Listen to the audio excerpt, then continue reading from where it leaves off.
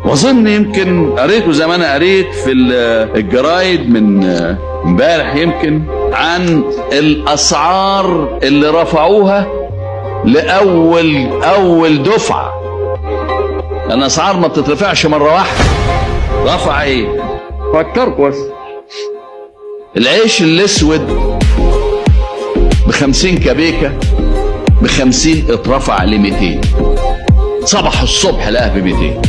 السجق اللي بيحطوه اللي بيسموه الكلبظه بتاعتهم من 9 ل 47. من 9. تخيل انت حاجه عندك ب9 جنيه النهارده تصبح الصبح تلاقيها ب47 جنيه ونص.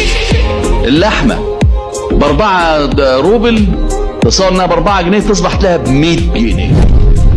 هل تحبوا اخلص من الدعم مره واحده؟ اضرب الاسعار مثلا البنزين في 4 مرات و5 مرات وزي ما لكم ما هي مره مش هنستحمل. احنا ماشيين خطوه خطوه.